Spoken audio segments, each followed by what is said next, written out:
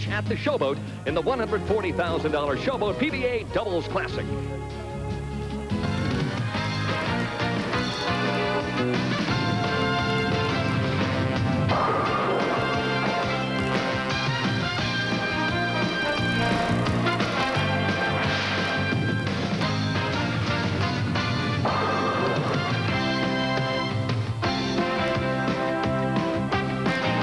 Everybody, I'm Denny Schreiner along with Mike Durbin, welcoming you to the Showboat Bowling Center in Las Vegas for the Doubles Classic here this evening. Mike Durbin, can you remember ever 5 teams being separated by only 36 pins heading into the position round game last night? No, I can never remember that, Denny. For our viewers that don't understand our format, our position round is the last game of the tournament. It's the 42nd game where the number 1 team bowls the number 2, 3 versus 4, and so on. And going into the last night's last game, the top 5 teams were only separated by 36 pins, so any one of those top teams could have been our tournament leader for tonight. Turned out that Voss and Zikes got the top spot, but it was only because Berardi and Ferraro finished in the 10th frame. If either one of them got a double, they would have been the tournament leader. Both of them left the 7-pin, and it turned out that Zikes and Voss are our leaders tonight. If we have a show tonight, as exciting as last night's final game, our viewers are really in for a treat.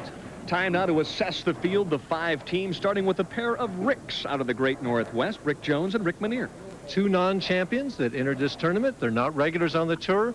Both of them have very straight arm swings, solid finishes, and both of them keep the ball very straight, Denny. They bowled extremely well all week long, led this tournament until 2 games to go, and with the 2 games left, they dropped from 1st all the way to 5th. The team qualifying in the number 4 position, certainly 2 stars, upcoming stars of today, Tom Kreitz and Randy Pedersen.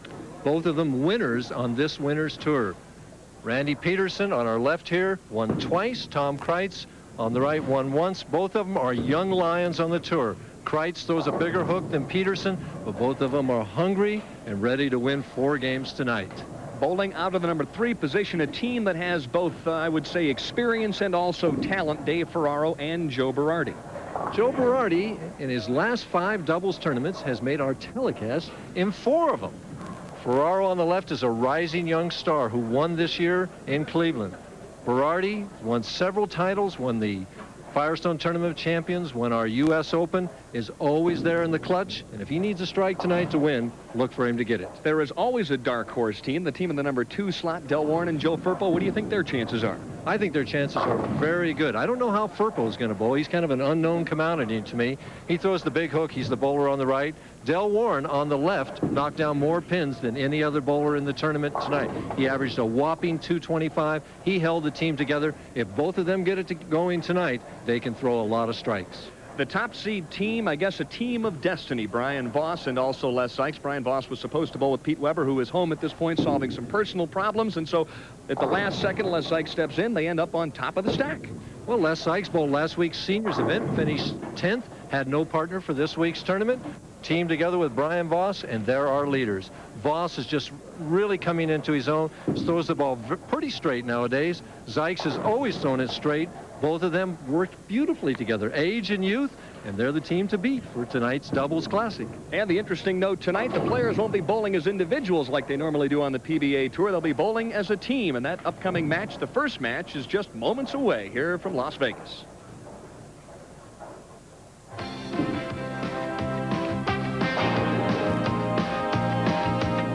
Tonight's telecast is brought to you by Budweiser Beechwood Age for that distinctively clean, crisp taste that makes Budweiser the king of beers. For all that you do, this Bud's for you. By True Value Hardware, more than just a name, it's their way of doing business. And by KC Masterpiece, the barbecue sauce that lives up to its name.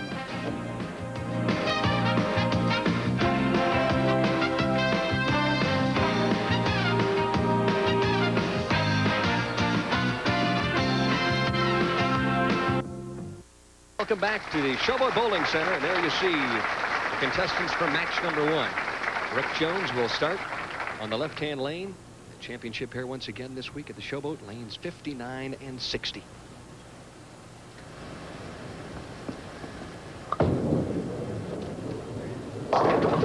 And comes in with that light hit, gets that wall shot right away.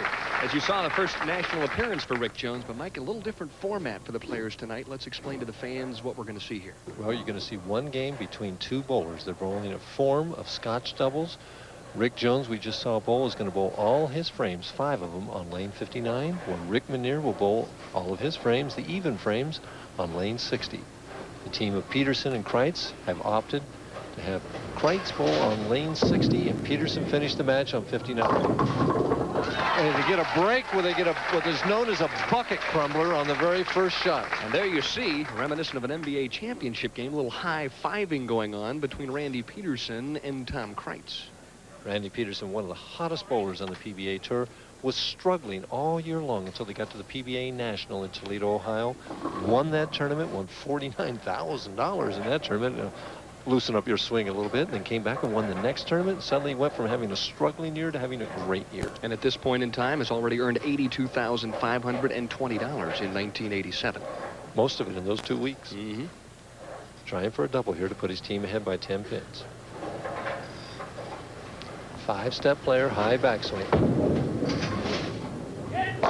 And that's perfect. Boy, he's been strong all week long. I think that team probably was the most balanced team, perhaps, of the top 5 as far as how well each player bowled throughout the week. They were both very consistent all week long. Of course, so were Jones and Minear. Jones and Minear were very close together in their total pinfall all week long. And I'm very familiar with Rick Minear's style. Had the opportunity to bowl with Rick in college at the University of Akron. And the light hit carries again. Yeah, he used to beat me once a week down in the Student Center, and obviously he's still carrying that wall shot. He used to carry it all the time there, too. Oh, yeah, he used to beat me to death. Yeah, he won more than one milkshake bowling me, that's for sure. Now, the interesting thing about Jones and Minear, Mike, the fact that neither of them has won a PBA title, both of them spent some time full-time on the national tour. And did reasonably well. They just never got into the winner's circle. For the turkey. Ooh, perfect. Rick Jones' highest finish was 7th down in Sarasota in 1978. Rick Minear finished as high as 3rd in the 1983 Masters. And what I've noticed already is Rick Jones really seems loose. Minear seems a little tight, but Rick Jones is laughing and joking and having a good time. It's like they haven't been here too many times. They're going to have a good time. Well, we've had 5 shots and 5 strikes. A little different than last week. Oh, much more so.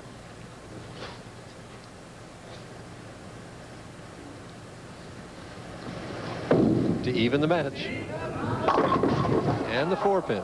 Seemed like Kreitz got the ball a little further out on the lane that time, Mike. He definitely did get the ball further on the lane. Personally, the right lane here for me, always, and I bowled on this pair in the past, has been a little bit tighter than the left lane. As we see Kreitz way out on the lane, over about the 2nd arrow, and the ball starts hooking right now. 4-pin, 2nd from the left is the one standing. Relatively easy spare. But as to expound on that a little better, if I were choosing on this team between Kreitz and Pedersen, I would have chosen to have Kreitz finish on the left lane and Pedersen on the right lane, because I think the right lane favors the straighter shot a little bit more, where the left lane hooks a little bit more and favors the guy who hooks the ball a little bit more. But they've chosen the other way around, because maybe Randy is the real hot bowler right now. They want him to strike in that 10th frame. The team of Randy Pedersen and Tom Kreitz averaged 221.5 on the championship pair throughout the tournament. Pretty good average. Mm-hmm. Meanwhile, Rick Minear and Rick Jones averaged 220, so very close indeed, just a pin and a half between the two. I think we're going to see scores like that tonight, Dan, in the 220s, 230s. I had to open my mouth and put the kiss of death on him right away as Pedersen leaves the 4-6-7. Right away, Jones and Minear are going to go up quite a bit. They're already up. Might mention also that this is the first year that Kreitz and Pedersen have bowled together. They both ended up at the Firestone Tournament of Champions this year, and neither one had a partner, so they decided at that point in time that they'd bowl together, and it's worked out very well, with the exception of that split. Oh, my goodness. That was almost a break for Randy Pedersen, who stares it down. Nevertheless, though, the team of Jones and Minear off to a very early start. They lead by 25. Stay tuned.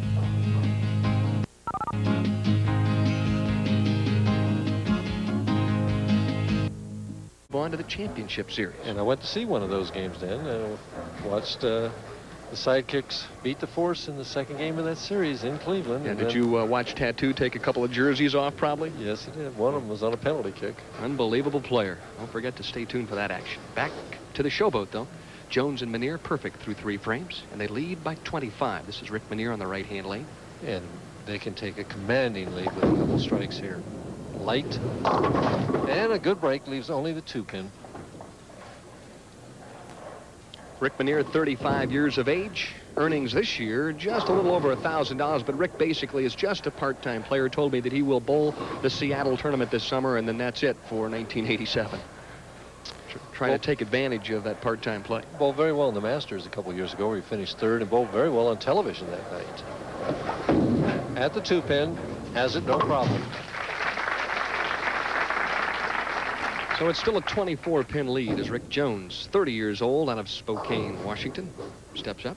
And as Rick Menier told me, we got Rick bowling on lane 59 and Rick bowling on lane 60. Trying to confuse that other team a little bit, perhaps, huh? Back in the pocket. Boy, he's just perfect through 3 frames. I think the amazing thing about Jones and Menier this week, Mike, they led this tournament for the first 40 games, and when they lost to Voss and Zikes in game 41, it took a little out of them. They were second going into the position round game and ended up 5th on the telecast. That's pretty tough emotionally to drop that far in just 2 games. It certainly is. It can be devastating, but they don't seem to have let it affect them today. If they were down last night, they've come back today with renewed enthusiasm.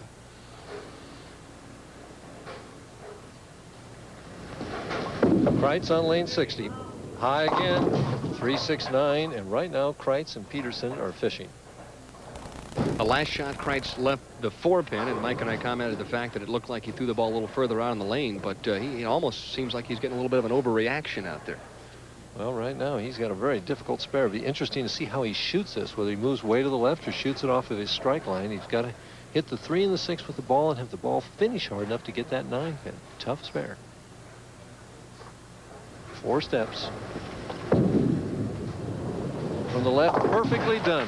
Perfectly done. You know, an interesting note about Kreitz and Pedersen, too, is the fact that those are the last 2 players that won the PBA National Championship, and their team together, and that is a very difficult and prestigious tournament. Yes, I know. I got close in that tournament twice. Finished 3rd one year and 2nd to the great Earl Anthony. Something has disturbed Randy Pedersen. I don't know what it is. Well, he's motioning to Harry Golden and also Chuck Pisano. He's bothered by a fly, is the word we get. A little fly here in the bowling area. It's almost like a player stepping up over a putt and having a little gnat or something on. You got to back off and shoo it away. Maybe he can catch it with his chopsticks, huh? Needs a strike here. Oh, no. Oh, my goodness. And again, as he leaves what is known as the Greek church, the 4, 6, 7, 9, 10. This lane hooks quicker. He's around the 2nd arrow. See that high backswing? Ball's going right over that 2nd arrow, but it's going to grab quickly. On the right lane, this has been solid in the pocket, right through the heart of the pins, and the full penalty. He's got to take a shot at it, Dan. Throw hard. He's going for the 3 pins, I think, and hope that something bounces around. It can happen, but not this time. Mike, do you think in some cases when you're bowling the doubles, and I know you had great success in the doubles championship, that when your partner has a split or an open, do you think you might press even that much more to try and get back on track and maybe cause you to throw a bad shot? It probably depends on the individual. Personally, with myself, I always enjoyed doubles competition because it just was a spirit of unity working. The 2 of you trying for the same goal. As we see Menier trying to get a double. Take commanding lead. Is it going to fall? Nope. Leads a 10-pin. They're up by 41. It could have increased it to 51. I think you need to keep your mental approach. Realize that, you know, your partner's going to get some opens. You're going to get some opens. Right now, though, Pedersen and Kreitz are really in a hole. If they strike all the way out, the best they can get is 218, and Jones and Menier are going at a 219 pace right now, so they're almost the point where they must strike out to even have a chance. At the 10-pin, and he has it solid. Well, if you look back in the tournament, match play wise, Jones and Menier ended up 12-12. They lost to Pedersen and Kreitz during the tournament proper in match play, but as you see right now, they have a commanding lead through 6 frames. Well, unless they just fall apart here, they're going to go on to the next match. Not as clean a release that time, but he still gets it. A little bit of a tickler that time for Rick Jones, who has a big smile on his face, and right now Jones and Menier are about as loose as you get. The reason why is because they lead by 41.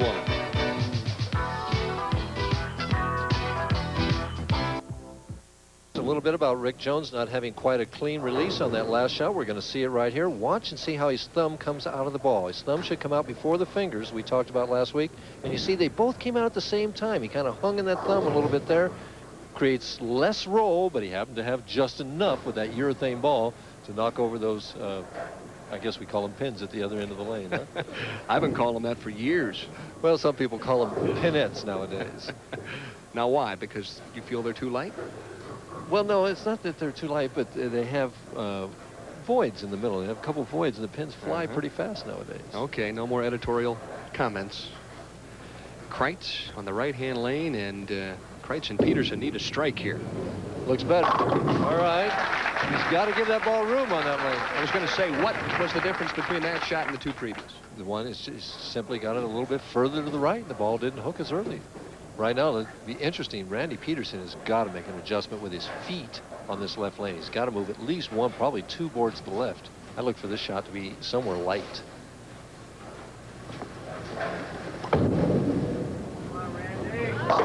And he moved, and it still went high. Yeah, he lost that ball a little bit. You noticed that, too. Yeah, and Randy kind of scratching his head on the way back to the bench and says, well, it wasn't my best shot of the tournament, but I did strike. See that high backswing, and boom, right down there. And the ball starts hooking right now. Watch the two-pin. Third from the left, goes to the wall, and gets that 4-7. And Randy's watching it, saying, what's going to happen? Oh, well, a strike. How about that? Yes, sir. Once in a while, it'll happen. Now, back to the team of Manier and Jones. Action moves fast in this doubles competition. That one's out the window, leaves the 2-4-5, and so it's amazing what happens at the professional level when a team or an individual doubles that next shot. There's a little more pressure. He's got to make this spare right now. Right now, they're cruising along, going at a 2:19 pace, but Manier has only had one strike in the match, where Jones has had 4. He's got to make this 2-4-5. Rick's an excellent spare shooter, but there's always that possibility of chopping it.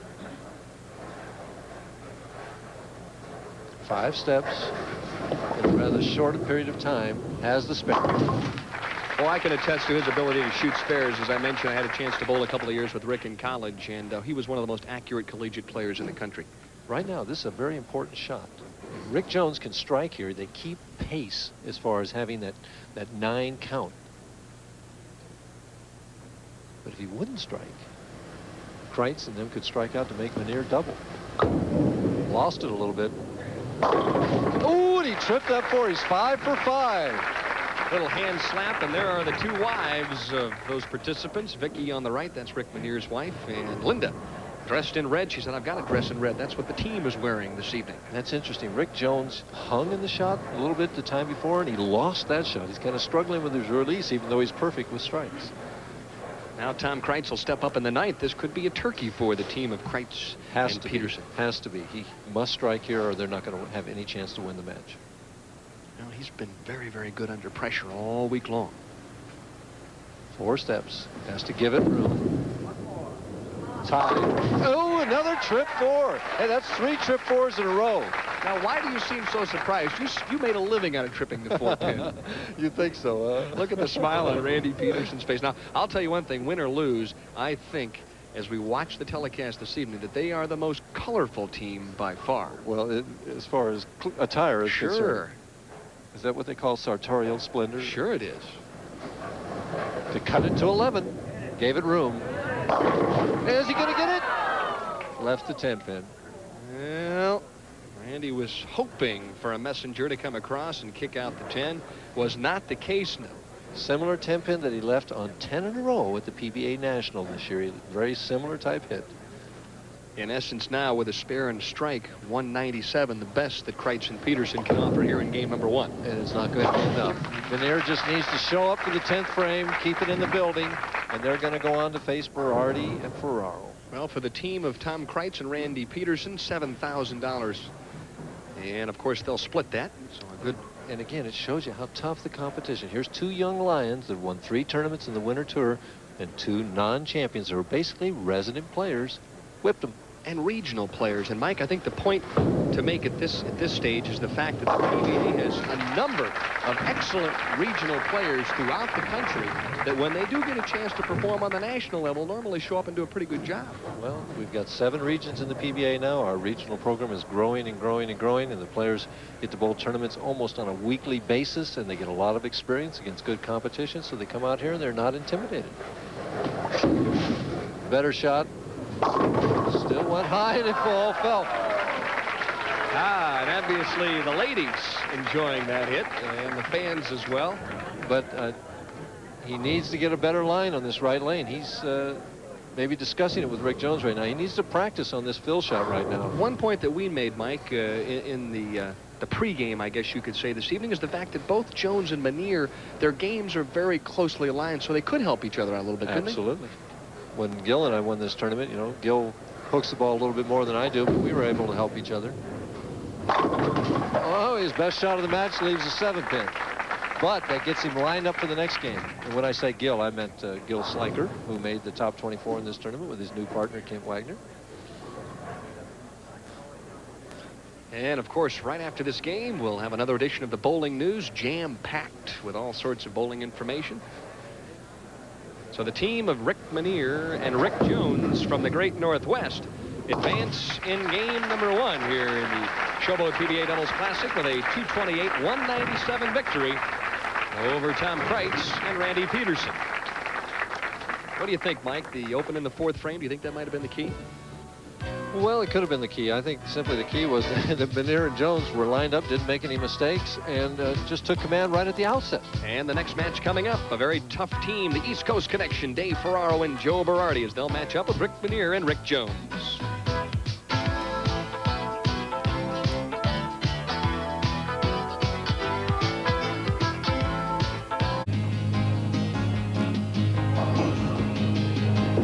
The big story in the world of bowling this week is taking place some 7,000 miles from Las Vegas.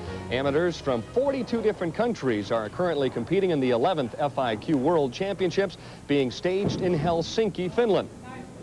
The women representing Team USA are off to a very fast start, already boasting 2 gold medals and 1 bronze. Cora Fiebig, in winning the doubles with local Las Vegas star Kathy Watka, set an FIQ record for 6 games, rolling 13:30 and averaging 2:21. The USA men, led by ABC Masters champion Rick Steele-Smith, have also added a pair of medals. Steele-Smith, who authored a 300 game this last week, along with teammate Danny Nagdu, and also Dwayne Sandvik, finished first in the trio event, while Steele-Smith and Nagdu ended up with a bronze in the doubles competition. And I'll be leaving tomorrow night from Las Vegas to fly to Helsinki, Finland. I'll be broadcasting the FIQ Championships, and for the first time ever in the United States, that show will be aired on ESPN coming up early next month. So don't forget to check your local listings. Also on the international front, from September 9th through the 17th, 16 of the leading PBA pros will be visiting the land of the rising sun to compete in the 3rd annual Japan Cup. That will be held once again in Tokyo. A field of 16 of Japan's top professionals will match their talents against the Americans, and this year they'll also feature a trip to Sendai, which is located in the north of Japan. Back on the home front, though, the American Bowling Congress Championships, the 1987 version, has now wrapped up in Niagara Falls. Here's a look at the players who won in 1987. In the 5-man team event, one of the many local entries, the Soundtrack team, finished on top of the stack with a fine effort of 31.97, cashing for $10,000. And, of course, the team also was awarded those distinctive watches and also trophies. Ray Betchka and Dennis Schiestling captured the doubles competition, averaging a whopping 230, while Nashville's Terry Taylor fired a brilliant 749 series on games of 226, 268, and 255. He, of course, won the singles. Meanwhile, PBA rookie pro Ryan Schaefer out of Elmira, New York, topped more than 20,000 players en route to winning the prestigious all events made up of the combined scores of the previously mentioned events. Incidentally, better than 7,700 teams competed in this year's championships, representing every state in the union and also several foreign countries. The highest honor any bowler can receive is to be elected to a Hall of Fame. And we'll now take a look at players that were elected into the PBA, ABC, and WIBC Halls of Fame this past year. Incredibly, Jim Godman was inducted into both the PBA and the ABC halls in the same year, something that has never happened before, and it may never happen again. The great Mark Roth, winner of 32 career PBA tournaments, made it in his first year of eligibility. Detroit's Bob Strampy, a former PBA national champion, was a Veterans Division selection, while Raymond Firestone was honored for his exceptional contributions to the world of professional bowling. The old twirly bird, Earl Johnson from Minneapolis, one of the pioneers of the big roundhouse hook, earned his way into the hall this past year. Meanwhile, Gordy Bear became the first bowler honored in the newly created amateur category. And the newest honorees into the WIBC Hall of Fame consist of Gloria Bouvier, whose son Mike is an aspiring young pro, and she was joined by Gene Havlish in the performance category, along with Agnes Duffy, a longtime official in the meritorious division. And I'll be back to talk with Mike Durbin about the specific numbers here this week at the Showboat right after these messages.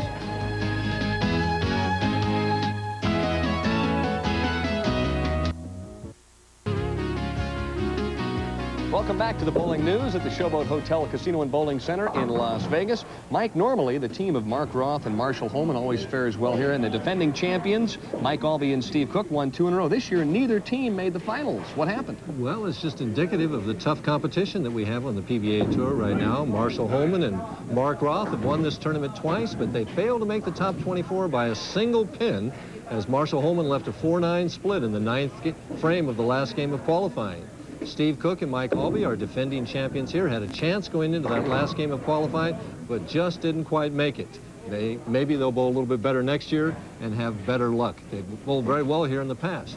We're going to take a look right now at some of the scores that we had this week.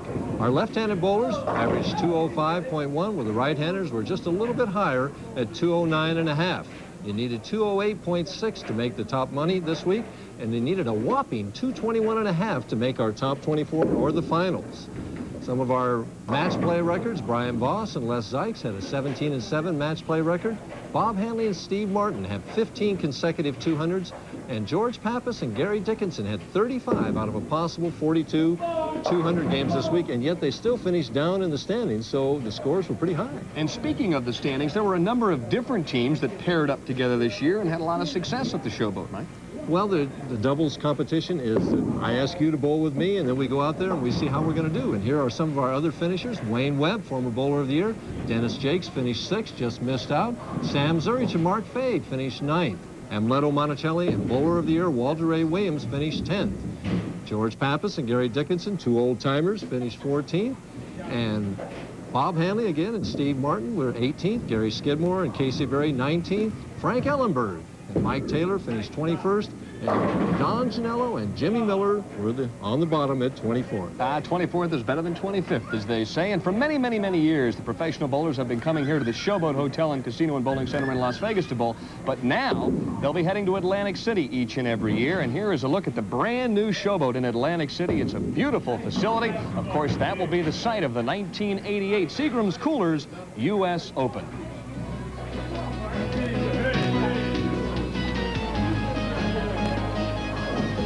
And coming up next, will the team of Rick Minear and Rick Jones ascend up the ladder? Well, Dave Ferraro and Joe Berardi are standing in their way. Stay tuned for that match right after this.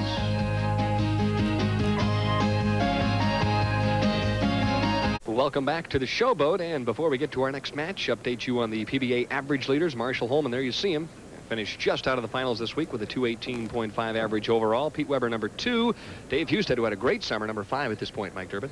And right on down the line, Ozio, Walter Wade Williams Jr., Pete McCordick, who shot 300 this year earlier, 213 is 10th. And how about the guys making all the money? $151,175 for Pete Weber. What a great winner. Marshall Holman in 5th place with 79,000, almost 80. Several guys over 100,000. Ferraro can add to it tonight in 6th place. Kent Wagner's in 10th with 53,780. That used to be a pretty good year right there. Sure. And here we go, match number 2. Rick Jones, Rick Minear against Dave Ferraro, Joe Berardi, and once again, Jones will start in the left-hand lane, lane number 59. Well, again, the choice is up to Ferraro and Berardi, and they may have determined that they saw Minear struggling on that right lane, and the strategy, they want to make him finish that match.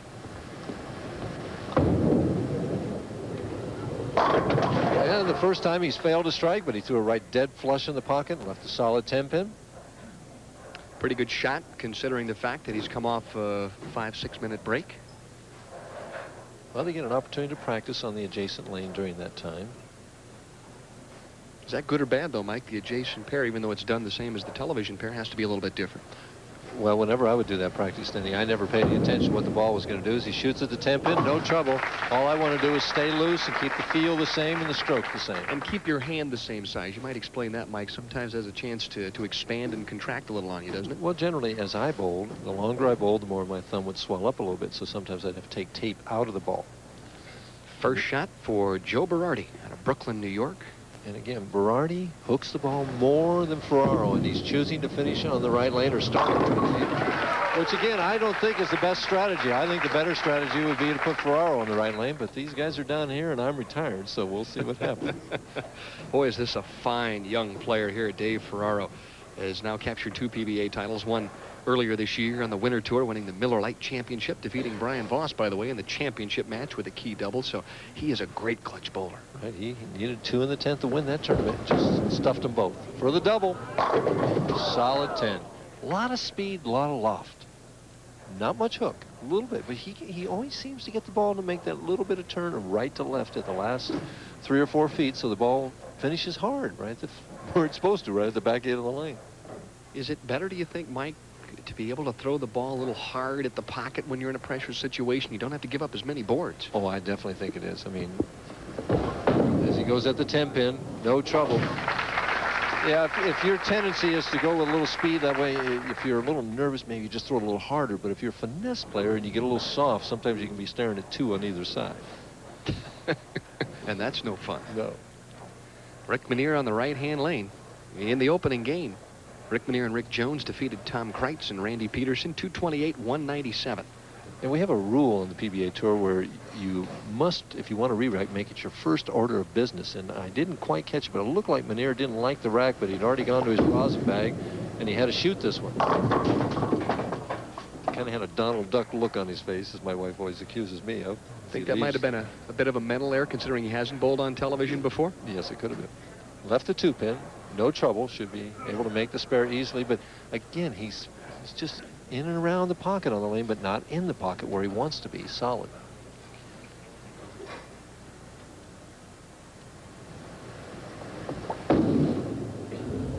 No trouble with the spare, though.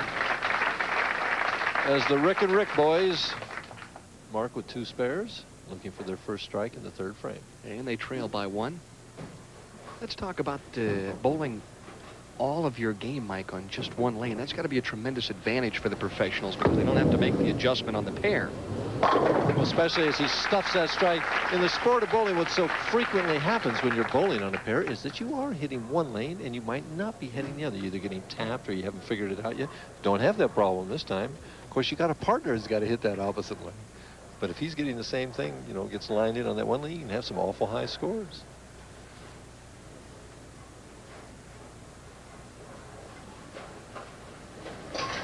Berardi actually about 4.5 steps back in the pocket and gets that light hit. Joe Berardi's been under pressure many times in his career, a former Firestone Tournament of Champions champion. He's also won the Masters and the U.S. Open, so he's won all the big titles out here. Yeah, when he won his TFC title, I was on that particular show, and he whipped me along the line there. You were one of the many casualties, as they say. Yeah, he went from 4th to 1st that day. Ferraro and Berardi looking for their first double of the match. Take 11-pin lead. And it falls. Oh, what a break. Oh, my, what a break. And they'll savor that break, as that's the opening double. And right now, Ferraro and Berardi lead by 11, but there's still plenty of room left here in this one.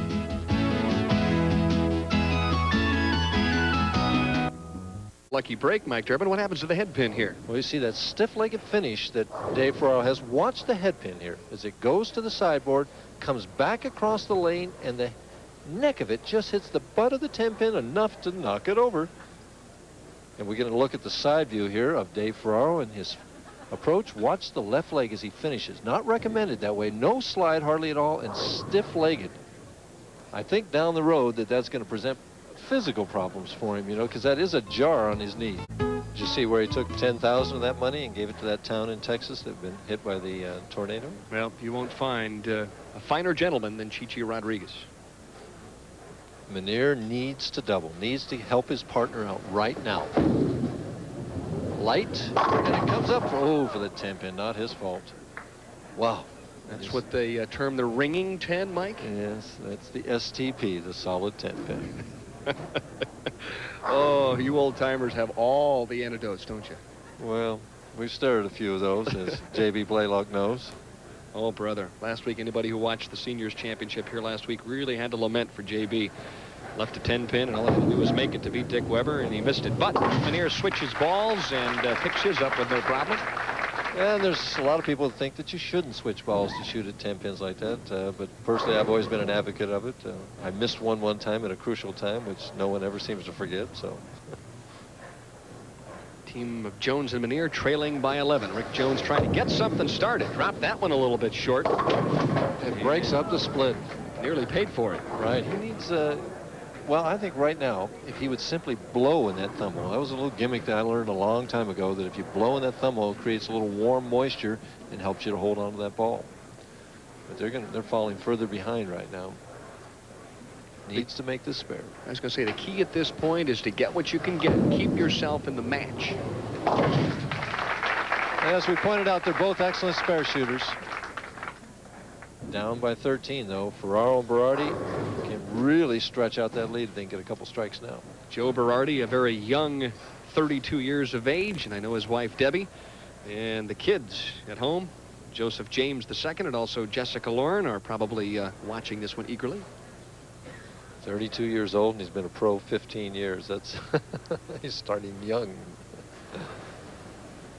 Earl Anthony barely started at the time he was 32. That's right. And he only won 41 games. Berardi running this one out, and you can see why that was 10 in the pit, and Berardi has just been absolutely perfect on the right-hand leg. Well, he's going for the throat early. I mean, he knows a couple strikes now as we see him.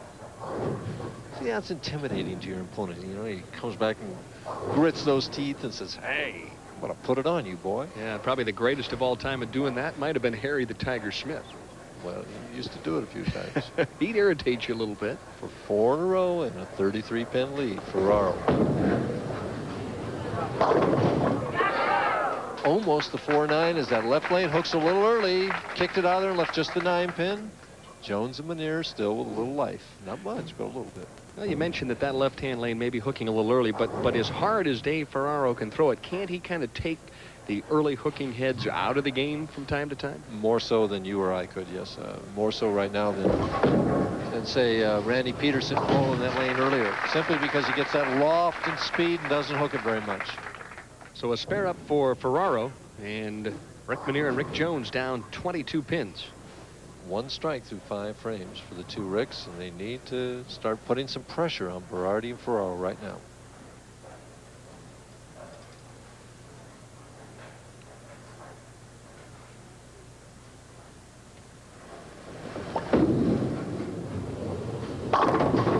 Ooh, and almost another 4-9. 4-pin went out of there and left a 9. His partner, Rick Jones, reacting a little bit on the bench. And they were laughing and joking the first match, and they're just a little more serious this match, it appears to be. During the match play portion of this event, the team of Ferraro and Berardi defeated Menier and Jones. And they're in the process of doing the same here in game number 2 of the Showboat PBA Doubles Classic, but still plenty of room left. However, now I guess would be the opportune time for Rick Jones to get started here. 7th frame, down 23 pins. There's still potential 236. There are their wives. Linda on the left and Vicky on the right. Boy, they have been some solid cheerleaders all week long. They've watched every frame, even practice. Got that out on the lane that time. And there's the result. Well, stayed through the shot, was solid indeed, and struck in the 7th, but they still trail by 23. Stay tuned.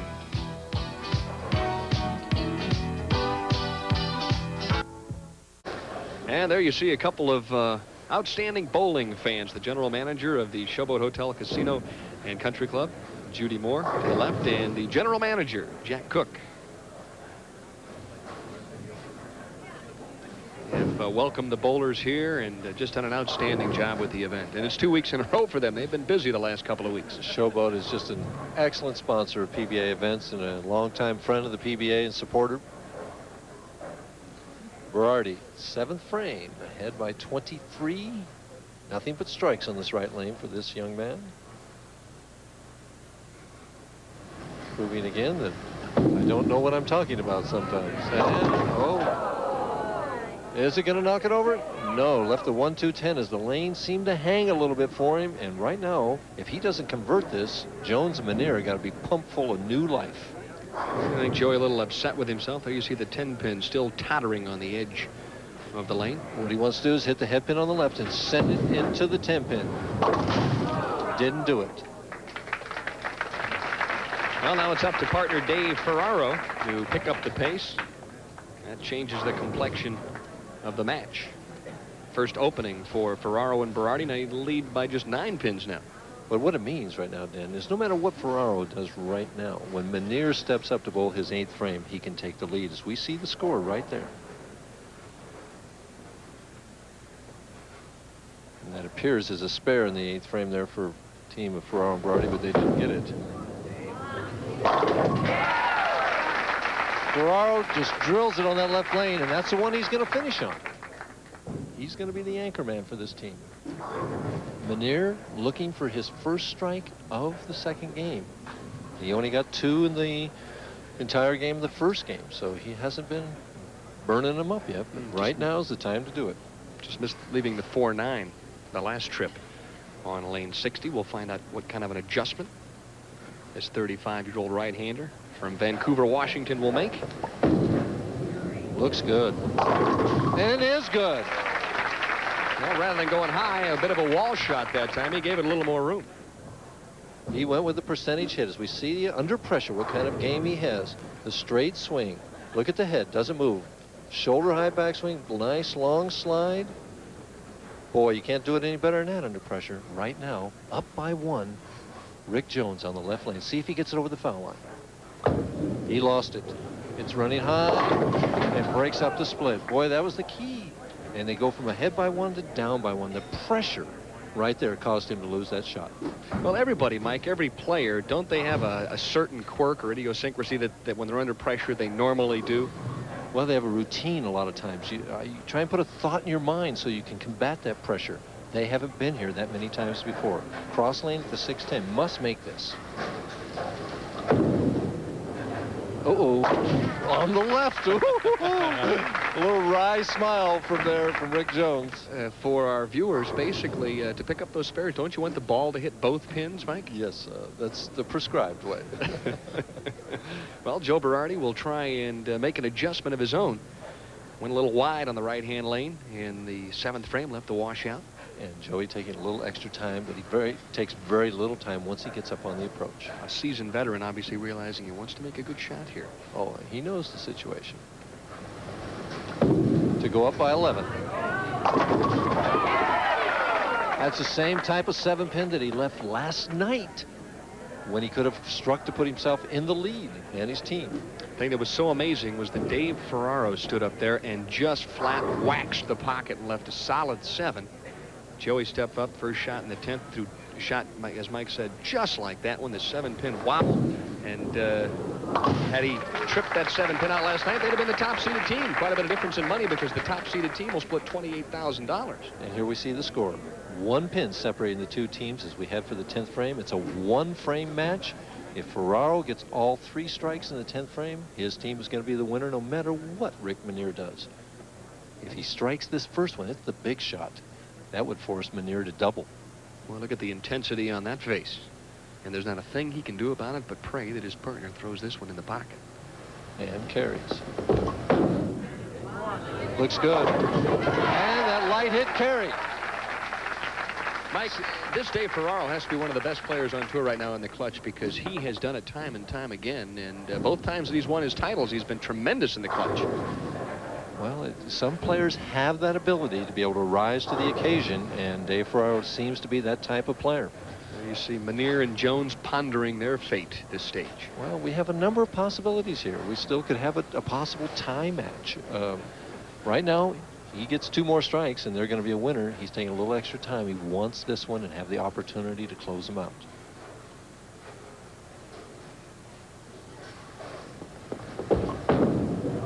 To go up by 11. Knocks that 10 out of there.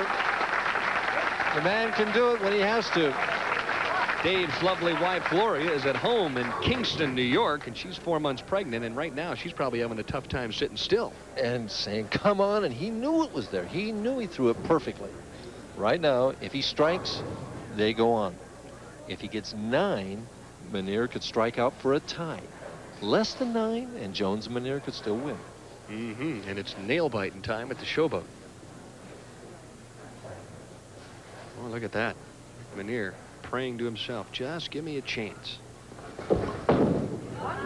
Tie. And he has that chance. That prayer was answered. Pressure did that. Made him turn the ball a little early. Left of target, 3-6-10. Finishes with 212. The situation is Rick Manier needs 2 strikes and 9 pins for his team to move on and face Warren and Firpo. No one in the Showboat Bowling Center more upset with himself right now than Dave Ferraro. Made the 2 great shots to set up the table and then came up a little bit shy. Now Rick Manier. One at a time, you have to take him this way. He just thinks, get that first one right now. See if he goes with that same light hit that he had in the 8th frame. Looks good. And it is good. And Rick Jones is the biggest cheerleader right now. And he's saying, come on now, just one more time. That was your basic dice-o-matic there, the 5-pin dancing into the 7. He just ripped it out of there. Right now, he wants a re-rack. He's asking for a re-rack. Rick is a very cool player in these types of situations.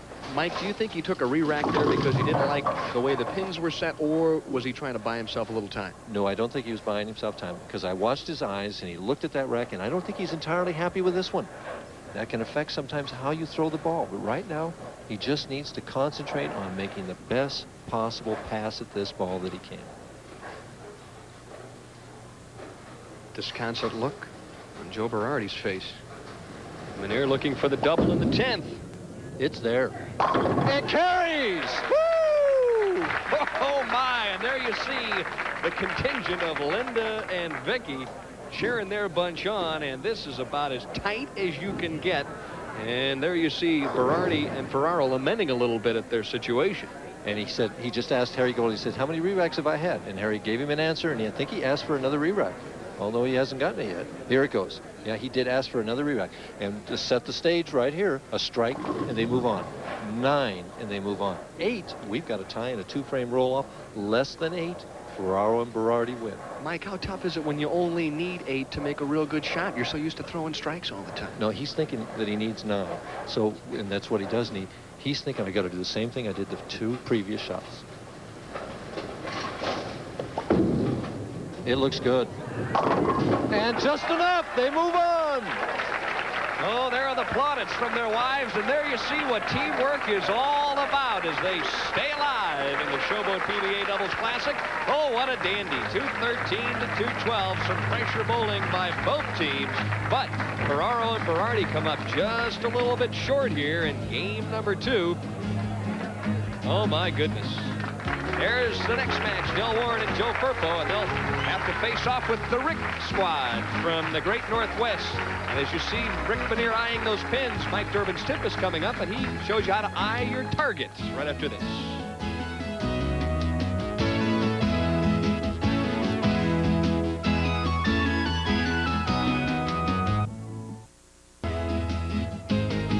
Tonight we're going to talk about targeting, or more likely, spot bowling. Years ago, it used to be pretty tough on the bowler.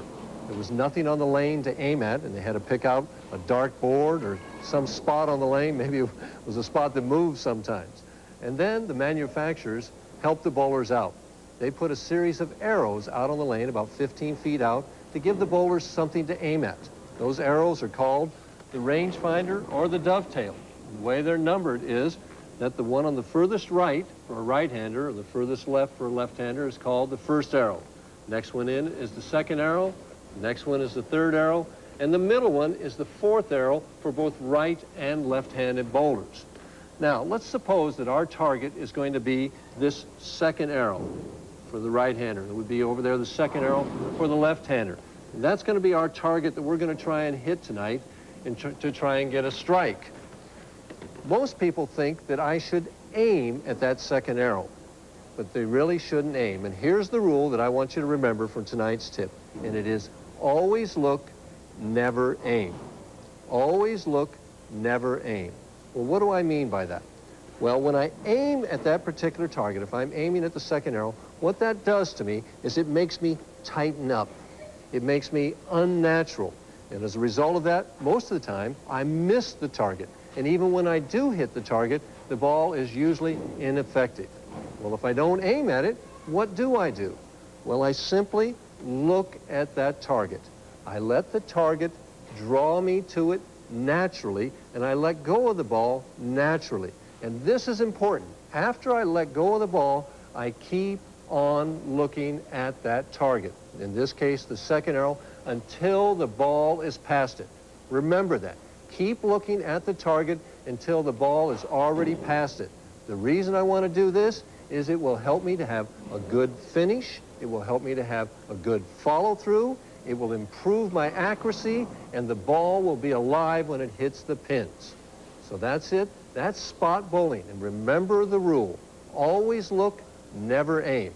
Next week, we'll see if this average builder helped build your average just a little bit.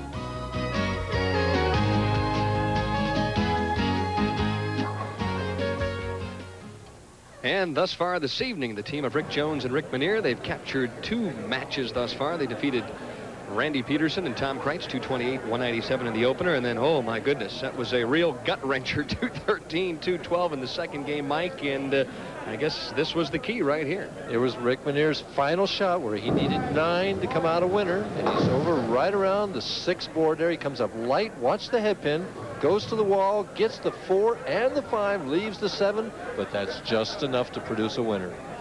And Rick Minear knew it all along. He's an accountant, you know, he realizes what those numbers are all about. We'll be back with a semi-final match right after this.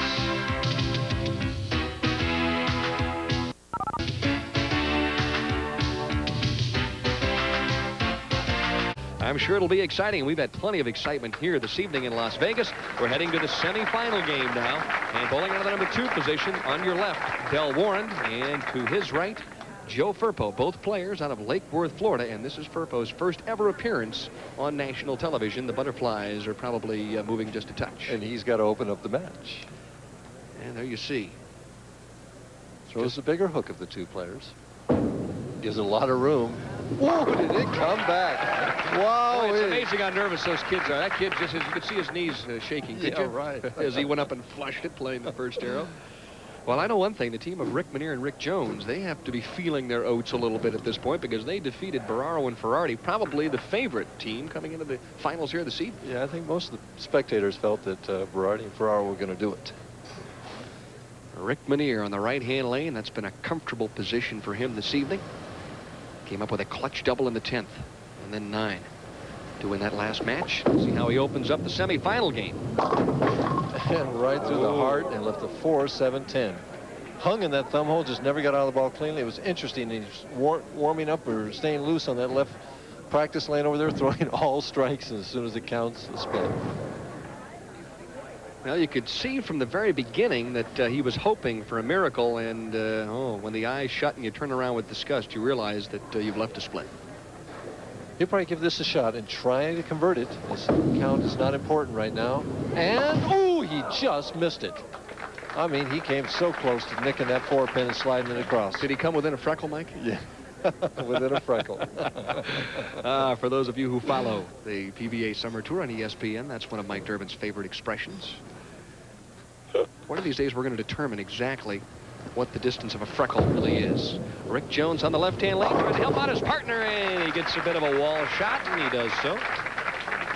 Got that ball over the line, and we've been watching Rick Jones. When he gets the ball over the line, he usually has good results, and when he loses it, he has not so good results. And now the first shot of the match for right-hander Del Warren. Very talented player. Won PBA title. of the 4 players that we have down there bowling right now, there's only 1 title among the 4. And the interesting note that you mentioned about Del Warren was the fact that when he first came out on tour, he hooked it from one end to the other. Then he got very straight, and now you call him a tweener. He's somewhere in between. So he's had the best of all worlds, I guess. On the right lane, and they got a double. Now they're playing the pair what I think is the proper way. The guy that goes straighter, bowling on the right lanes. We see Del Warren swing. Let's see how straight that swing is. Comes back pretty straight there. See it go a little bit behind his hip. Kind of bounces out there. Right, straight over that second arrow, and it did not hook much. It went straight to the pocket. And they've got the guy on the left lane that throws the bigger hook where the ball is going to hook. And they're off with a turkey. I don't know about you, but Joe Firpo has just a beautiful, nice loose arm swing. Boy, he comes out. You mentioned the release. That thumb comes out first, and watch the fingers hit it when he rolls that thing. Oh boy, he throws the biggest hook of any of the 10 players on the television show today. You've mentioned the fact that you feel that that team is playing the pair properly. Why on lane 60 do you think the straighter player is having an advantage? Because lane 60 has a tendency to hold pocket. The ball wants to hold, so a straighter player usually bowls better when the lane holds. And a ball player that hooks the ball usually bowls better when he knows he can throw it to the right and it's going to come back. That's an interesting observation, because last week in the seniors, that's exactly the way 59 and 60 set up. Manier gets a little room, leaves the half 10, but that's much better than the 6-7-10. But he's down 32 pins and needed to double there to get himself back in the match. Left the 4-7-10 the first time on that lane, left a 10 pin here. And they're digging a hole for themselves early again. Ferraro and Berardi open with a turkey against him. Has the spare. Now let's see if Rick Jones can pick up where he left off and strike in the 4th. Not only is this a big night for Rick Jones, but guess what?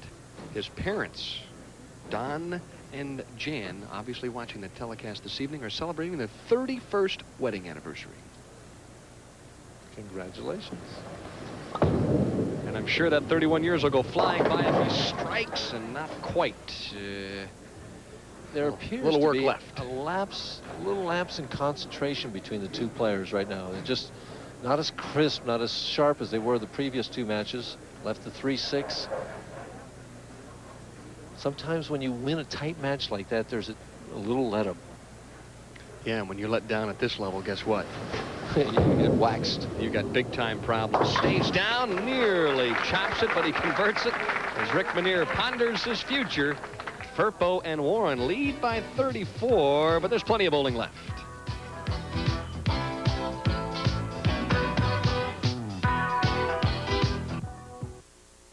A look at past winners of this prestigious event. Oh my, in '83, that was what, one of 14 PBA titles for Mike Durbin? That's when I played like Sliker bowled much better than you probably. Right. That's when I played like Chris McCarron there in '84 with the team of Holman and Roth. We said won it twice here.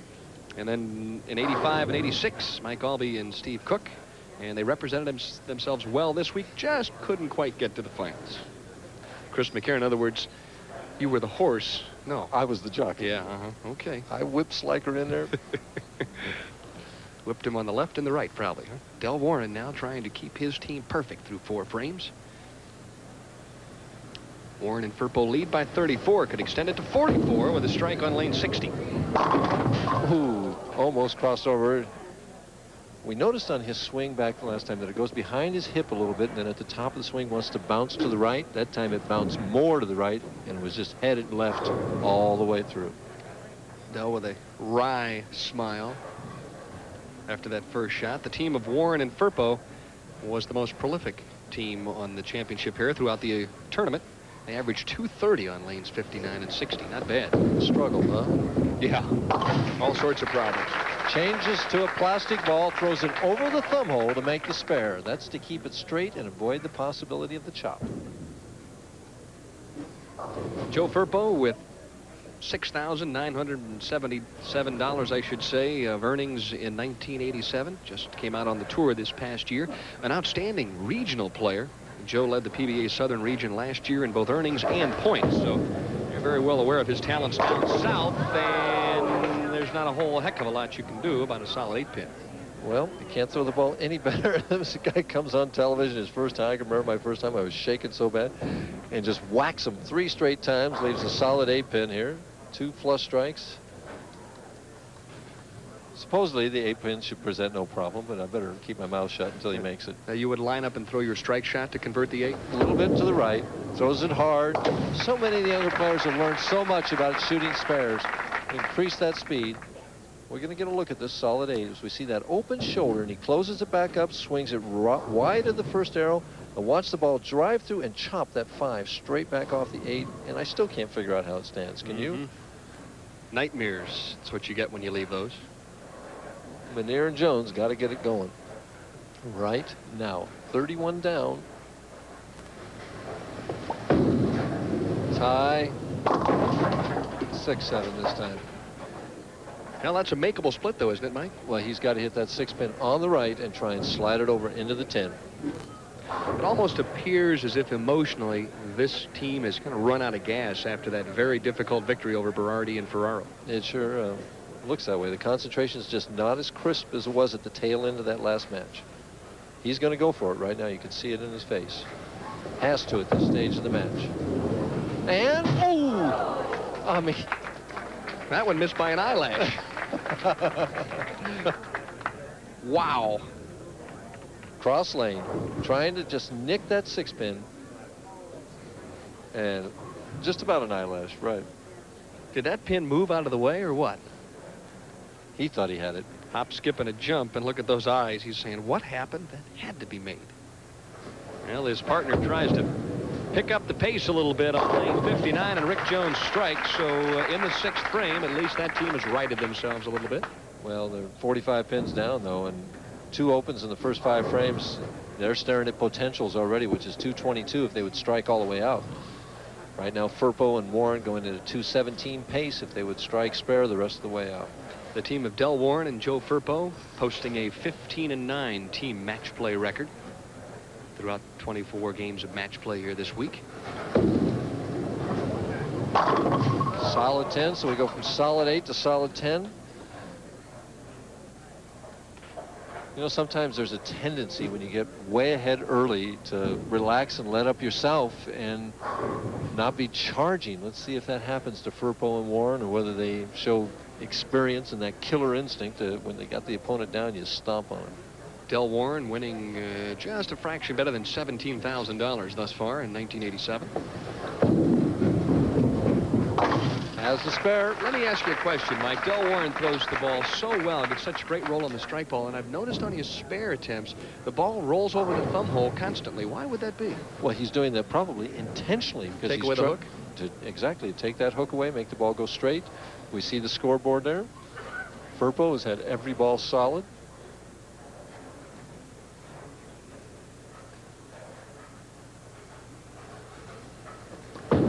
Swings it wide. Ooh, and life for Jones and Menier as he leaves. If I can figure out what that is, that's the 3, 4, 6, 7, 10. That's a convertible split. He has to hit the 3-pin light on the right, slide it into the 4-7, and the ball will take out the 6-10. Now this would be a circus conversion. He's left it before, though. I mean, anytime you throw a big hook like he does, you leave this every now and then. Now let's see what happens. Hard and straight. He's got a chance. He made it. Oh, my! And there you see the high fives coming out between Firpo and Warren. And I'm sure we'll get a little look at that shot when we come back. Oh, we're going to get it before we leave. No hook. He threw it straight at him. No lift and turn. It hits it thin on the 3-pin into both of them. Almost left that 7-pin, but it fell.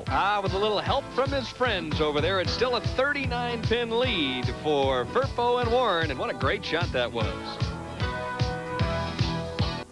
Joe Firpo providing an exhibition on split shooting, Mike Durbin.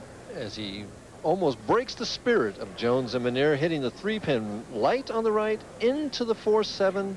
The 4-pin goes to the wall, comes back, and gets that 7. Watch his reaction. Yeah, then you get the Tom Cruise Top Gun look right here. No problem. Had it all the way.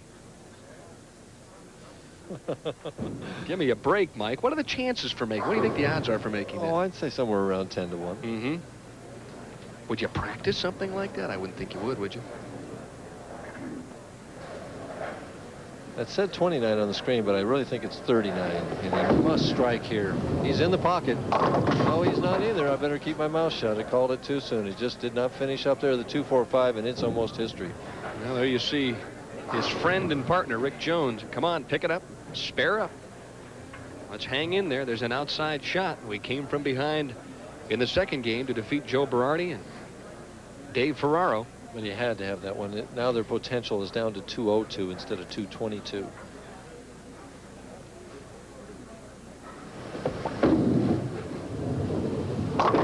Almost less than that, as he just barely made the spare.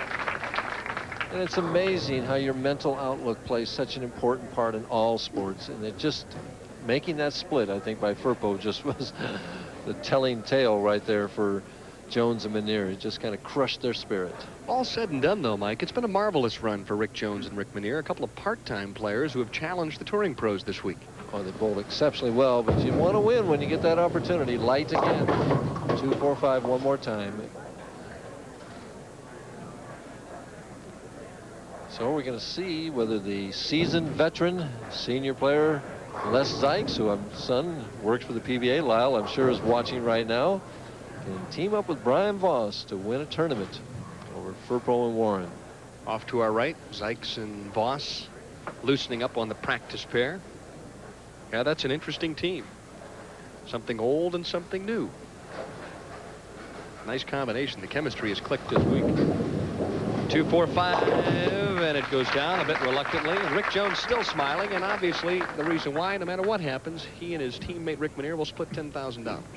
5,000, not bad in Las Vegas. Nope. They leave with it still intact. Yes, but with the gaming here at the Showboat, there's always an opportunity to take it out and maybe try and win a little more. Of course, you're way up this week, aren't you, Mike? Oh, yeah. Vegas doesn't bother me. Off balance and leaves a solid 10-pin. Warren does that a lot. Falls off balance to the right after he's thrown the shot. And generally that's caused by the slide foot not finishing underneath the chin, but a little bit underneath the left shoulder. Do you think that perhaps that might be a byproduct of him changing his game in the last 2 or 3 years overall? Or maybe no? It could be. I don't know. I haven't studied his game that closely or seen him bowl enough to form that opinion. And there's the thumb hole shot that makes that 10-pin. I bet you 99 times out of 100. I'd hate to try and sleep underneath this place if he was bowling. Obviously, though, he bowled extremely well this week. He was the high average player in the tournament. 3 straight strikes to start the match, and since then 5 straight spares. An interesting match. If Menier and Jones have been able to get anything going, they'd still have a chance, and they have an outside chance here, very outside. Joe Firpo is just bowled outstanding. And he's going to get another shot to pick up a split, and he's going to need to make an adjustment on that left-hand lane. Almost the same hit that he had in the 7th frame, only this time the 4-pin falls over. He swings it wide, but it starts hooking way too soon. Right through the heart of the pins, and we see the 4-pin slide out of there and leaves the 3, 6, 7, 10. It's the same shot to make it that he made the other one with. See if he can do it again. And he did. Boy, oh boy. Boy, he's getting standing ovations now. Once again, the high five, and I wonder if he's related to Andy Verapapa.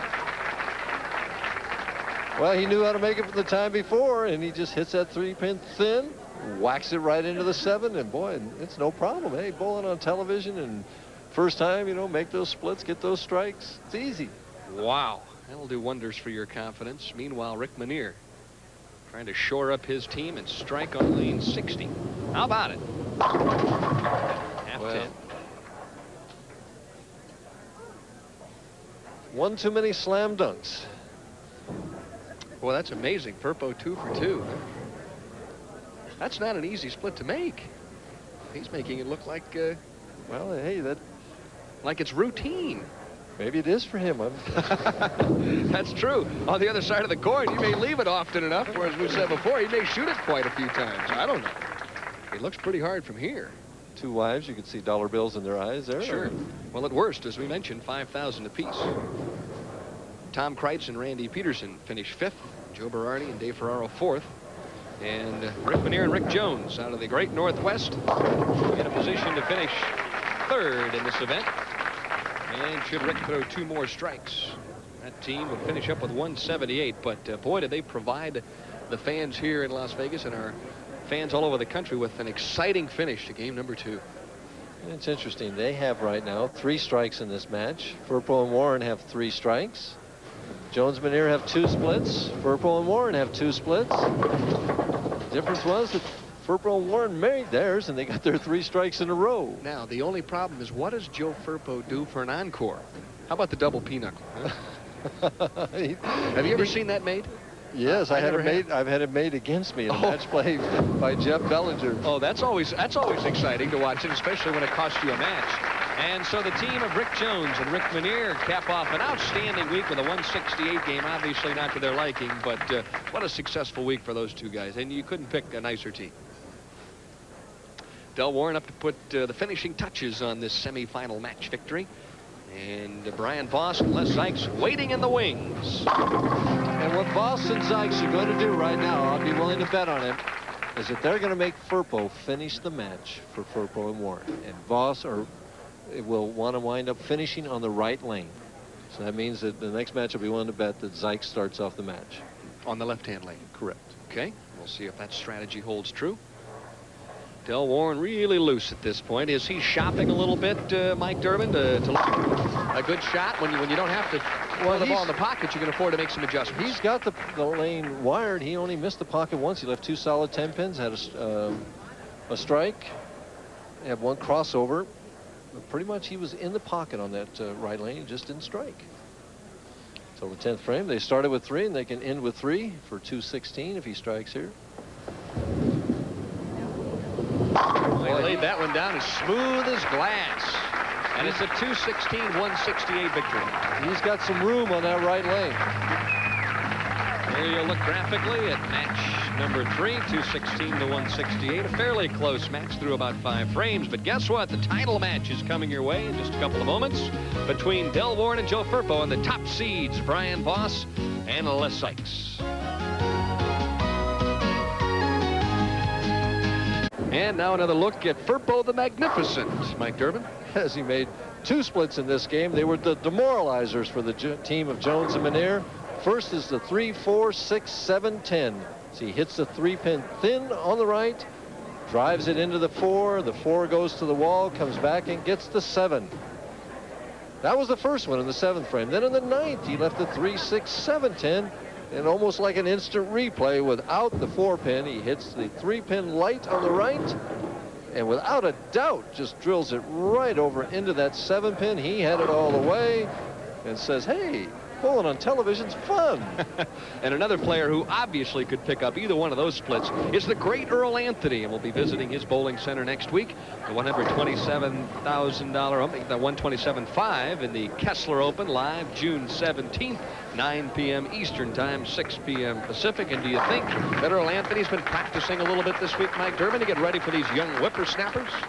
One thing Earl Anthony isn't, and that is lazy. He gets out there and works and gets ready to perform because he always wants to perform well. The only difference is now he's working vehemently on that golf game, as he snagged a few dollars for me the last trip he was in Akron. This guy is really playing well. Is he? Oh, my goodness. If he tells you he's anything more than a 4, Mike, don't play him. I'm not going to play him anyway. You wouldn't play him. Well, you're smart. You've seen my golf swing. Yes, I have. Okay. And there you see the congratulatory handshakes. Les Zikes, as Mike mentioned, will start on the left-hand lane, lane 59.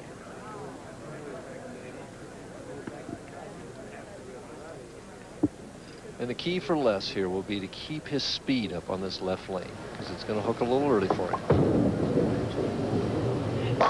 And he does, right out with a strike. What an amazing performer. He finished 10th last week in the Showboat Seniors Invitational, and he had a bit of a pulled groin muscle in his right leg and struggled a little bit down the stretch. Was going to go home this week, picked up Brian Voss at the last minute and helped him to the top seed position. Now has a chance to win a title. Would be title number 4 for Les Zikes. Right. And put him right back into the Firestone Tournament champion. Come on. And Del Warren Wishes he could bowl all the frames, I'm sure.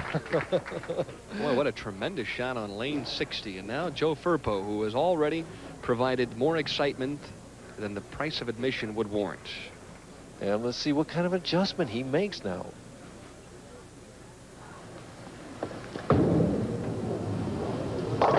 Well, 3 straight splits on that lane. The 2-7, he made the adjustment and the ball didn't finish. Went high the previous 2 times and now leaves the 2-7. See, he moved further left, sent it over that second arrow out to about the 6th board, and it just didn't make the move back. So right now, what he's thinking in his mind is he's confused on that lane. Quite fortunate just to leave. Let's see 2 pins. See if he can go 3 for 3. And does. And I wonder if he was playing it that way or trying to hit it on the left. But he just keeps whacking off these splits like they were nothing. Well, Mike, in essence, you wouldn't play it that way, would you? Wouldn't you try and sandwich between the 2 pins? That's the way I would play it, yes. Chuck Pierce is shaking his head, yes, that's the way he would play it. But Chuck Pierce, our statistician for the summer tour, and he had a big week this week. Brian Voss. First shot for Brian Voss out of Tacoma, Washington. And I would think that he would just murder this right lane. Come on, Brian. As he starts with a double. Now, why do you say that, Mike? Because the lane wants to hold, yet if you got a little good fingers in it, like both he and Del Warren do, if you throw it a little right, it'll finish for you. So it should be an ideal lane for Brian Voss. Les Zikes, before he turned professional, one of the finest amateur bowlers in the world. Had a couple of tremendous FIQ championships. Out of Palatine, Illinois, his wife, Mary Kay. Son Lyle and daughter Lauren, probably glued to the television sets this evening.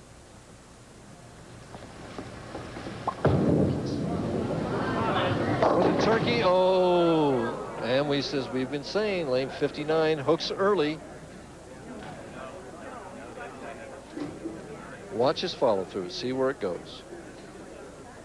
Swing out, back in, follow through, a little bit right, was on line, just soft, not enough speed. Well, how about a miracle from this guy? Oh, my goodness. 7 out. Gave it a run. Yeah, he did, but loses 11 pins in count in 1 frame, goes from being 10 up to, what is it? How much down is he? 11 down. Boy, in 1 frame. Del Warren has lined himself up pretty well on lane 60.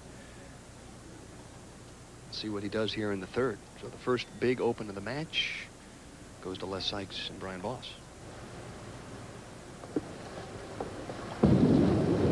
Warren just a little tight, a little quick with his finish that time, and set it what we call short or left of his target, not quite far enough out on the lane. Left the 4-pin, and as we notice, he switches balls again. Let's see if it rumbles over the thumb hole at the 4-pin too.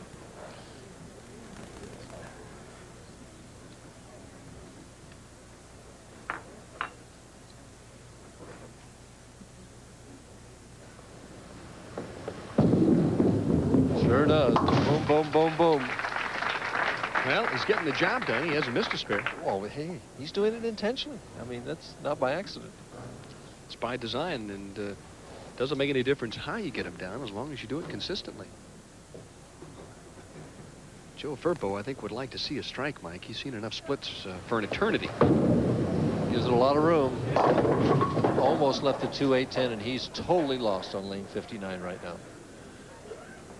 Got to be difficult for him, too, in a title match. First time on television, you try and make those little adjustments, but with the adrenaline flowing, the excitement, it's got to be tough. And he's going to have to finish in the 10th frame on that lane. So the whole key at this point is for Voss and Zikes to get back into the match and put some pressure on the youngster down the stretch. You've got it. Tough spare here, the 2-8. Well, he's met the challenge so far this evening and does so once again. So it's been a brilliant performance thus far. Spare shooting for Joe Firpo, and the team of Firpo and Warren lead by 8.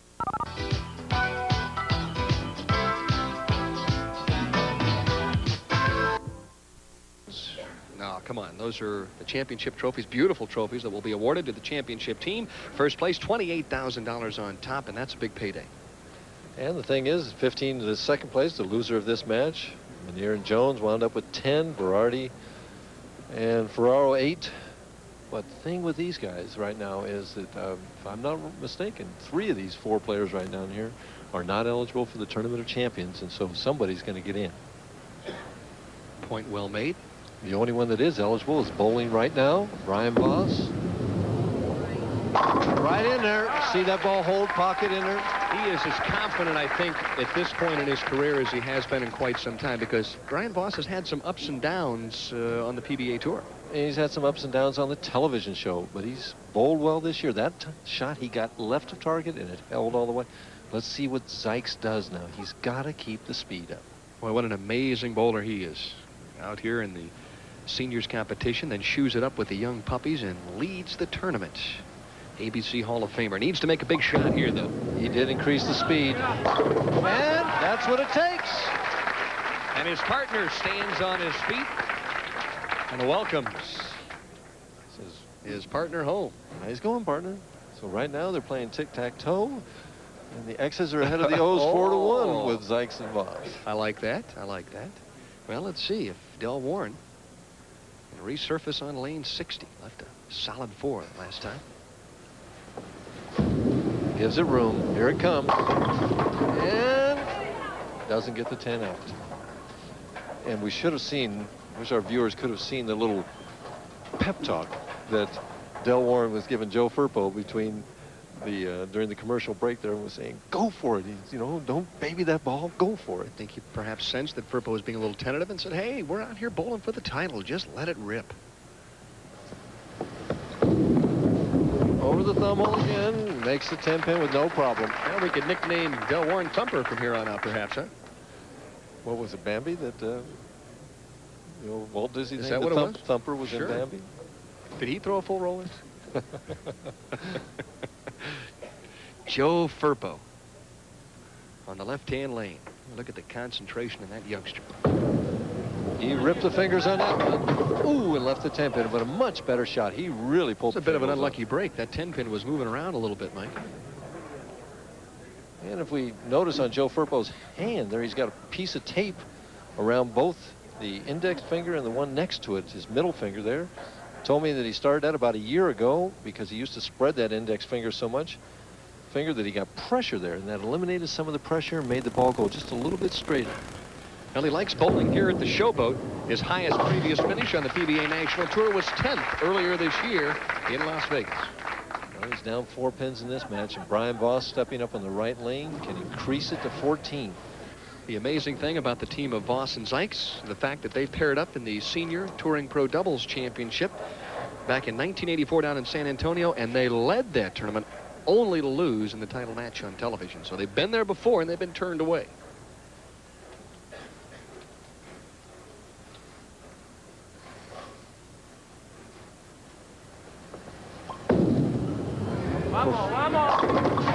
And he leaves the 10 pin. Boy, the one thing, I guess the perspective you get from watching Brian Voss bowl is very compact, very strong, gets that ball to go long and just hit like a ton of bricks. Well, he does it with speed, too. He does it with speed and loft. You know, when he hits a lane that's hooking a little bit sooner, he lofts that ball a little bit more and throws it a little bit harder and keeps it on line.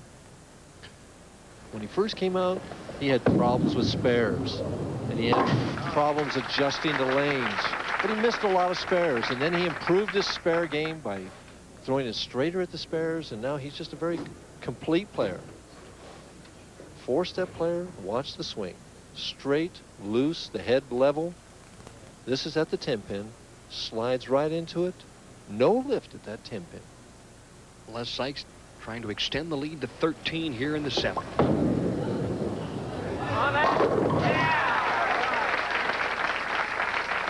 Big shot in the 7th for Zikes. Gave it a lot of room, and it came right back. Gives him 118 in the 6th frame. If Warren would strike right here, they would have 115, and the difference would be 3 pins between the two. As Warren is talking to Harry Golden about something, it must be about the rack. And I think he's asking for a re-rack. He got it. Obviously, Dell not pleased with the way the pins were set on lane 60. Looks good to me, although that head pin's wiggling. Is it easier when you hit them when they're moving, Denny? Sure it is. They fall down faster that way. That was one of my ploys. A lot of speed. Boy, you can't throw it much better than that as he Holds his arms out and says, finally. Almost left a solid 7. Pressure, though, is mounting on Joe Firpo. Hasn't been in this situation before. His team can take the lead if he can strike right here in the 8th frame. Takes very little time.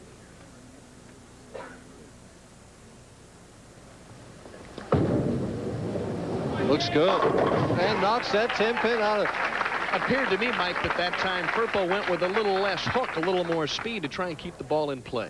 I think you've assessed it properly. Watch the lift and turn. The ball over about the 2nd arrow, out to about the 7th board. Watch the 6-pin, 2nd from the right. Knocks that 10 barely out. Almost left the solid 10, but got it almost from behind. There you see the follow through. Heads back to the bench. Big double in the 7th and the 8th for Firpo and Warren. And now Brian Voss has to strike here. He's got to put the pressure back on them. This is to take the lead back again. It's down by 7.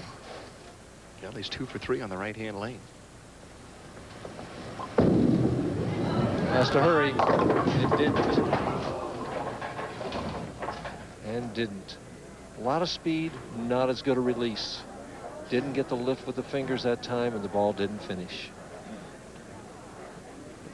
Puts his team in a big hole now. They're down by 7, and it's out of their hands now. Should make this with no trouble. It does. The team of Voss and Zikes averaged less than any other of the championship round participants. They averaged 197.5 on the television pair, so they have had their problems with 59 and 60. And they're going at a 198 pace right now. Right on the button. Les needs to strike here to set up the 10th for his partner. Boy, has he thrown some big-time strikes in his career, but right now, he is at a crucial impasse. Gives it a lot of room. Here it comes. Knocks him out of there. Keeps him alive. Keeps him alive.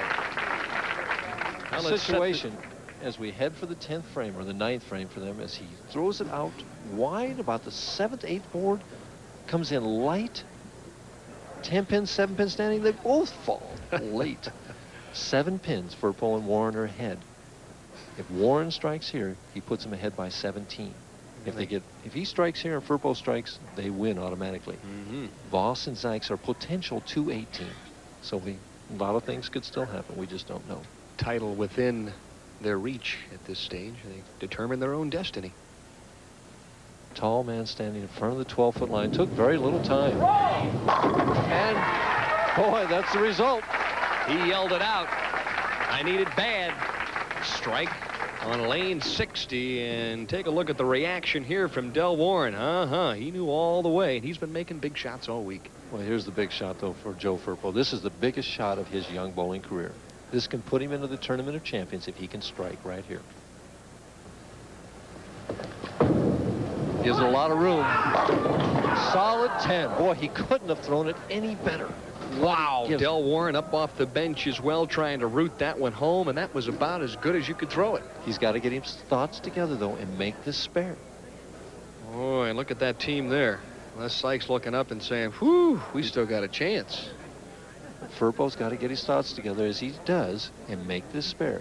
He flattens the ball out and throws it hard and straight as Warren can't even look. I don't blame him. I can barely watch. Has the spare. Kid's a confident young player. I'm impressed with him. Possible 214 should he strike. I'm telling you, step up there in that kind of pressure situation and throw the ball that well.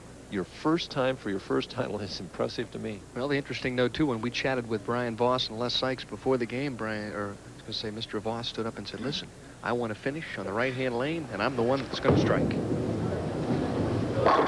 Perfect. 214. Makes Voss get 2 strikes and 7 to win. Some superb bowling down the stretch by the team of Warren and Firpo. And they're just youngsters out here, Mike. Well, Voss started with 2 strikes on the right lane. 10-pin, 2-pin. So he's 2 for 4. Needs to get 2 more right now. Brian Voss has bowled out of the top seed position 5 times in his career and has yet to win.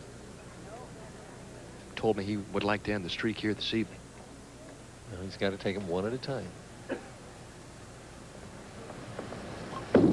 Gives it room. Here it comes. And he can't. Oh, boy, is that perfect.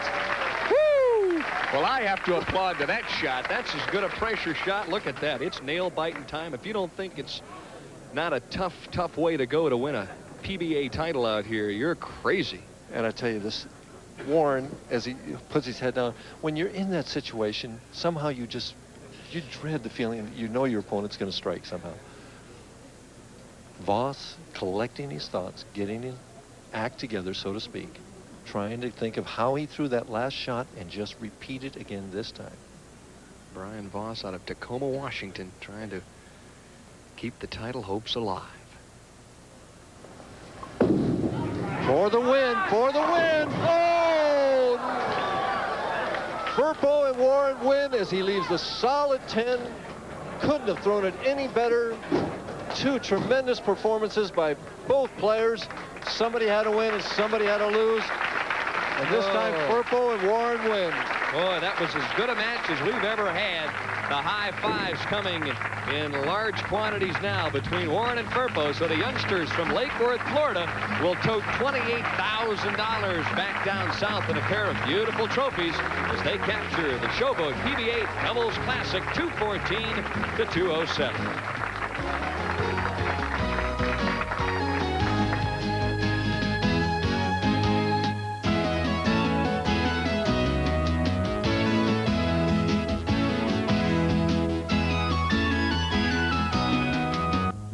Putting their hands together here at the Showboat Bowling Center in Las Vegas, and rightfully so, a thrilling title match, 214-207. And standing to my left, the very proud championship doubles team, Joe Firpo and also Del Warren. Joe, first of all, it's your first appearance on national television. You made it look easy out there. Well, I don't know. I've been having trouble with my spares all week, as a matter of fact. Those weren't spares, those were splits, Joe. I know. I've been missing single pins all week. I guess the object is to put more pins up there, and perhaps you can knock some of them down. Del Warren, I know you had a word for your partner at the first break. I think you told him, hey, don't get tight, just get loose and get out there and bowl. Yeah, I just try to tell him to be aggressive and do the best he can and just try to fight it out and just go for it. Now, where is Lake Worth, Florida? I know both of you players are from that area. West Palm Beach area. You're going to take all that money back down there with you? Eventually. Now, we'll bring on the benevolent general manager here at the Showboat Bowling Center, Hotel and Casino. And that's Judy Moore, of course. Judy, you have some good news for our champions. On behalf of the Showboat, you bowled a great game. What can you say? Thanks. Congratulations, both of you. Thanks a lot. Judy mentioned before we came on here that Joe shoots spares just exactly the way that she does here at the Showboat Bowling Center. Mike Durbin, why don't you come on in here, and I know you've got a question or two. What a thrilling match down the stretch. Well, the first thing I want to do is just congratulate both of them. And the second thing I want to do is, Del, when Brian got up there to throw that second shot in the 10th, they showed you, and you looked like you couldn't even watch. What was going through your mind at that time? Well, I don't know. I knew he was going to make a good shot. It was just a matter of whether he was going to carry. And he made a great shot under the circumstances. And, you know, you really feel bad, you know, somebody makes a great shot and doesn't win. But, you know, I'm just happy to be here. But not that bad, huh? Really? Well, congratulations to both of you. Joe, I thought you were outstanding today, making all those splits, throwing that tremendous clutch shot in the 10th frame when you left that solid 10, looked like it was going to strike. There always do. And then got yourself together to make that spare. You were tremendous today. Thanks. Thank you very much. Joe, what's it mean to bowl in the Firestone Tournament of Champions? What's that mean for a young professional? Now you'll get an opportunity to head to Akron next April. Well, that's the goal. Every up-and-coming professional bowler and youngster, that's the main goal, to win a title, go to the Firestone. I just can't believe I'm going. Now, the only other question I have for him is your brother Tom Cruise? No. Yeah, I look pretty similar. A little bit, Mike. Any other questions? Yeah, I have a question here. You had to make a choice of who was going to bowl on which lane, and you decided to have Firpo, that was the bigger hook, bowl on lane 59, and you decided to bowl on lane 60. What was behind that strategy? Well, Firpo, he had the better shot on that lane, and it was a hook and lane. And him and I bowled together for a lot of years since we were kids, and I know when he really wants one, he really has a tendency to rip through it. So I knew he was going to send it right, and give him more chance to strike, and I had every confidence in the world that he would do it. Well, the strategy paid off because you guys are the ones standing here with the trophies. Thanks. Joe, what about bowling a doubles competition as compared to the singles? I know it's got to be quite a bit different. Well, yeah, it is. But in my case, actually, this week I was kind of riding Dell all the way into the finals because I was really struggling the first couple rounds. And in fact, I wasn't even shooting good at all. And yesterday, Dell finally got me tuned into the lanes a little better, and I started bowling with him, and we made it from 16th up to 2nd last night. And that's exactly what partners are for. And there you see the champions of the Showboat PBA Doubles Championship. And so long, everybody, from Las Vegas.